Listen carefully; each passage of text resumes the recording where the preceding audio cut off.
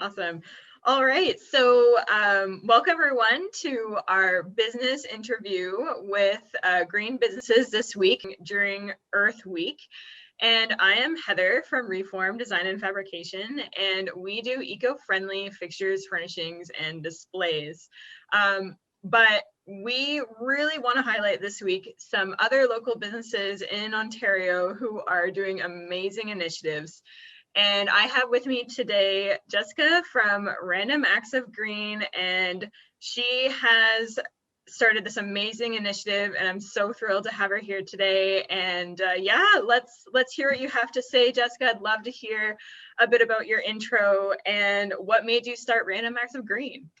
Yeah, so ever since I was a little girl, I sort of just had a passion for running around and turning off all the lights. Just from a young girl, I actually refused to eat my meals ever since I was a young kid. So I had an informal protest where I would have this frown upon my face, and I wouldn't eat any like breakfast, lunch, or dinner until I, basically forced my family to run around the house and turn off all the lights. And it just made me feel so uncomfortable knowing that we were wasting energy. So started very young, and then as I kind of grew up, I worked at a fast food restaurant, and I saw the amount of food waste that was thrown out every single shift that I worked there. I had my little visor, my high-waisted pants, and I was constantly saying, "Can I take your order, please?" And it really frustrated me seeing the amount of food waste that was thrown out every single day. And I knew that that was just one restaurant in one location, and that there were so many other restaurant chains and fast food places. And yeah, it really frustrated me. So I did my undergrad and my master's in environmental science and studies. And I really just wanted to make an impact. But all throughout my journey and my life, I've always heard the same excuses, which I'm sure you've heard before, Heather. Just, I'm one person. There's nothing I can do. What's the point? I'll be dead before the problem matters. All of these really sort of just daunting and negative sort of excuses for why people don't act. And so I wanted to create something that was guilt-free, sort of no judgment, and it just allowed people to start where they are and make an impact in the way that they are able to make an impact. So, if you can't ride a bike every day because you live in a rural area, like maybe you could install a composter. Or if it's really hard for you to reduce all the plastic in your lifestyle, maybe you could try meatless Mondays and try to eliminate some meat from your diet. So we really have this, instead of making an all or nothing approach, we've just created a variety of green acts that people can do that actually do make an impact. And we take it beyond just the individual, and we're really connecting the dots so that you don't feel alone, that you're connected to this whole community that's really empowered by collective action. And so we like to say we're global. So we're local to Peterborough, but we're also, we think global too. So we work with a lot of different organizations all over the place that kind of share the same values that we do and want to align with this vision and mission, and want to lend their support and showcase that they care about this too. And once you showcase numbers, the masses, it starts making an impact. And that's really what we're big on doing here at Random Acts of Green. So it's kind of a long story short, it started at a young age, into my teens and into a young adult. And then I decided, let's start a social enterprise to actually make this change that I want to see, which is one of my quotes, be the change you want to see in the world. Yeah. That's so great. What I love most about Random Acts of Green is the low pressure approach. It just makes it so much more comforting for people to actually participate in the program. And I'm actually really curious on where you think you got your initial education on the environment. Like, where did it stem from? Where you were like, okay, I need to turn off these lights. Like, where did that need come from? I think it was, I think I watched Al Gore's documentary. What was it called again? Oh my gosh, the name just totally escaped me. An Inconvenient Truth. That's the one. Al Gore's An Inconvenient Truth. I think I saw it, as a young girl, I guess, or, and I think that's really where it came from. I saw that movie. It, made me really sad. I remember feeling so sad about it. And and then I think, throughout my, even in elementary school, we had a whole bunch of like recycling and like composting projects. So there's a lot of like education, I think, as a kid in school. And I think I ran this like recycling contest or something. Like I have one of those posters, and it was all about how to get people to recycle more. And I think, that's really where it came from, right? Like I think my whole life I've been trying to get people to make an impact in small ways. And I remember seeing this lady come into school, teach us all about compost. I was like, my eyes were just like, oh, like that's what I want to do, right? And then I realized that I didn't just want to do that. I wanted to do like, oh, how to get people to, recycle their e-waste. And I wanted to do all these other things, right? And so that's really, I think it was a string of events. I don't think I'm one of the people that it was like an aha, like this is why. It was more like, this makes me happy, inspiring people. And, now I can look back and I can say, I've inspired so many people to install a rain barrel, or so many people to buy a composter or reduce the meat that they're eating. And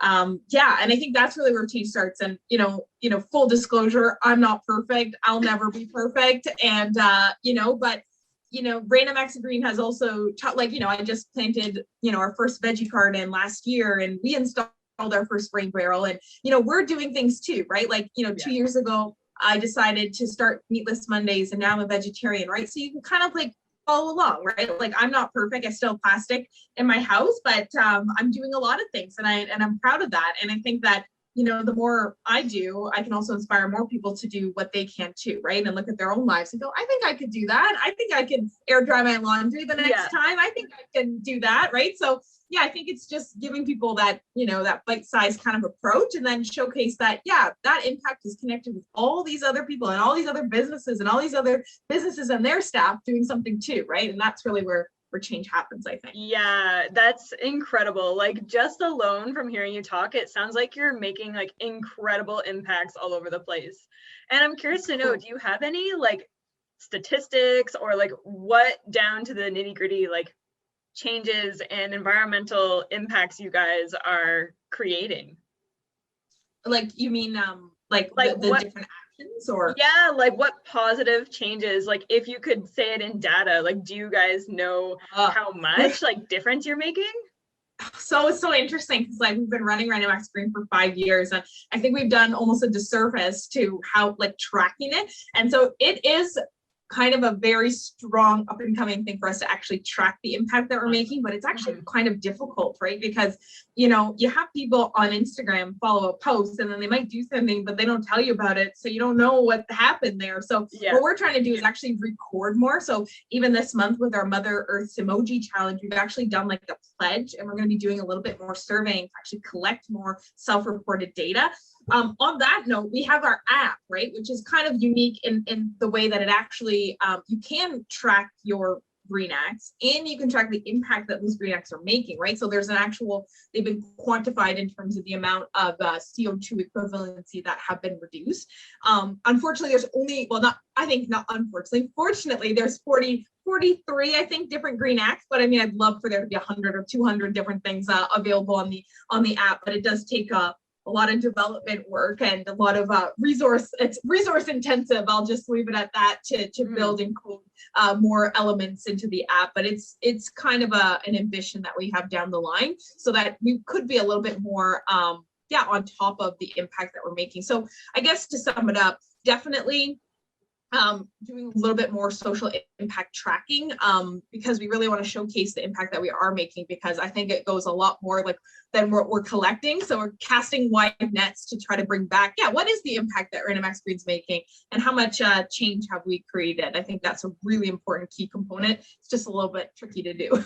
Yeah, I imagine there's so much math and so much research involved just to find out exactly how that works. And I must say, I am a member of Re4m Max Green, and I have the app, and it's so cool. You go on the app and you're just okay, I'm gonna walk to work today, so check that box of walking instead of whatever.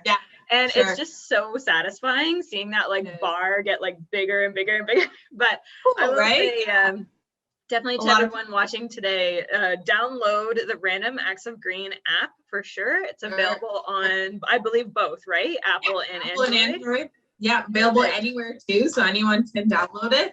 Actually, very interesting. We actually have this partnership with the Ottawa Energy Collective Impact. And so you're based in Ottawa, right, Heather? So they're actually doing a really strong push to actually get more people to download the app. And they've created a group code called Ottawa.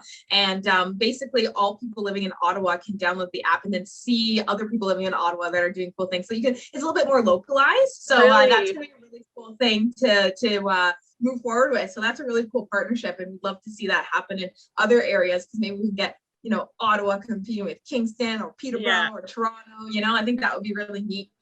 You know, the impact that each of their citizens and residents are making together, right? And see how that all adds up. So friendly competition never hurt anyone. That's so amazing. I didn't know that, and congratulations on that success. I find that you know, the more communities work together, for sure, that outreach tends to grow. Sure. And with that being said, for Earth Week, one of Re4m's challenges is to actually download the Random Acts of Green app. So everyone, make sure you download that app, because you can be entered into a draw at the end of the week. So be sure to go on that and download it. And I just wanted to ask another couple questions before we head out, if you don't mind. Sure. I'm kind of curious, like, what's your favorite eco initiative? I know there's a lot out there, but is there one specifically that you're like, I just love doing this? So this year, I have like, I kind of like rotate, right? Because like I have so many different things and you can only do so much at a time. And so this year, one of my New Year's resolutions was to connect to nature more, because I find that I spend so much time telling people like how to protect the planet and different things that they can do, that sometimes I forget why I'm doing it in the first place, which is obviously to protect our natural environment, to protect the other species in the world that we live with. And so I wanted to do a few different things this year. And one of them I did check off my list was to do like a nature therapy session, which basically included going outside and kind of just slowing down, not necessarily going on a hike, really just paying attention to the environment, sitting in the woods on the ground, on your butt, kind of just listening and connecting to the water and the land in a new way, to kind of replenish, I think, what, just what I feel like I'm missing in terms of really connecting back to nature. And it fueled me, or refueled my passion for you know, why we're doing this in the first place, right? And it's, you know, obviously we want to reduce all the environmental problems like biodiversity loss and food waste and climate change and plastics in the ocean. And there's so many things, but we need to kind of remember sometimes, you know, why are we doing that? And it's obviously to preserve, you know, the different natural elements that we live in, why that's so important and why we are connected to that. So I think that was one of my biggest kind of initiatives this year on a personal note. And then, you know, on a social enterprise note, this year we are launching 4 challenges. So last year we did 2, and this year we doubled it. So we're doing one for Mother Earth's Emoji Challenge that's currently running right now, which you can participate and pledge to participate in. And then in the summer, to be announced, but it's going to be in, I think, around July. We might do something along the lines of Plastic Free July, and then we're running our Hello Green, which is one of our most popular challenges, and then of course our Christmas challenge in December, our Jolly Green challenge. So yeah, I think it's unique to see that, you know, Random Acts of Green has kind of evolved in this way, where we're producing more challenges and we're getting more people involved in various ways through different times of the year. Because although I love Earth Month, it's the best. We do Earth Month every single month of the year, right? So, you know, you could do something at different times of the year, like even, you know, in the winter, you know, people forget about the Green Act to, like, let's say, recycle their Christmas lights, right? Like in December, right? Like that's still something you can do. There's just various things you can do at different times of the year. It's not just for Earth Month. So want to make sure that Earth Month extends beyond Earth Month. So next month, our theme is nature. So that'll be a good month too, to encourage people to connect back to the land and stuff. So yeah. That's so great. And I must say, I totally relate to you in a sense where, like, when you're in nature, you just kind of feel at ease, like like your problems just kind of seem to like drift away. And pretty much. So I know for myself, when I walk to work, which is only like about 1.5 kilometers, I walk through this path where it's like a tree canopy and like birds are chirping, and I'm just like, oh wow, yeah, I feel just feels so good. But that's definitely a major reason to why we should be working towards preserving our ecology. I love it. So I just have one more question for you, and I'm sure we touched base on it already, but what do you think is the biggest reason why someone should download your app? Yeah, I think the biggest thing is, definitely just acknowledging that you can't do everything, and that, you're sometimes it feels like you're only one person and that your changes don't really matter. And I think the benefit of joining, whether you're a member as a business or an individual, becoming a member with Random Acts of Green, and downloading the app and using the blog and following us on social media, the biggest thing is showcasing that, yeah, you're not on your own here, you're connected to others, and connecting those dots and kind of sewing that community thread, that really showcases like this community, this movement really of individuals that are working together along with businesses and organizations that want to make the same impact and believe the same things that you do, that these small changes, they compound, right, to make big impacts. And that's really where change happens. And yes, it's true, individual action is important, but you have to connect that to talking about to family and friends, inspiring them too, and kind of creating that ripple effect. Because if the ripple just stops with a stone and it drops in the water and no ripples create, then you're not making the same impact, right? So it's got to spread out. You've got to inspire more people, and you've got to be that light. You've got to use social media, you've got to use your voice, and you've got to amplify that. And I think that's really what Random Acts of Green encourages, and that's what we're trying to do, right? And that's what we've had success doing over the past 5 years, and we will continue on that same trajectory, because that's what we need is people of all different political stripes, all different, it doesn't really matter. It's just anyone can do something simple, and it can be connected to that bigger picture of that movement, that community, that collective action. That's the important piece. So I think that's the main reason. Feel a sense of belonging, get involved, and feel like you're just not the only person doing something, because you're not, and I can prove it to you over and over again. So check us out. Visit our website, download the app, and become a member if you so choose. We'd love to have more people and organizations as members with Random Acts of Green to show the big impact a little bit bigger. Make it explode. That's great. So true. I really love that. And I hope to everyone out there that Jessica's words really resonated with you. You're not alone. And this is great. I'm loving seeing the community kind of grow and grow each year. And what you guys are doing at Random Acts of Green is phenomenal, and I'll say it over and over again. It's a super initiative, and I really appreciate you coming out today, Jessica, and chatting with us about your endeavor. And I wish you only success going forward. And this is super. So thank you so much for joining me. And I hope to touch base with you soon. Yes, thank you, Heather. You're so welcome. Thanks so much, and see you, everyone. Okay.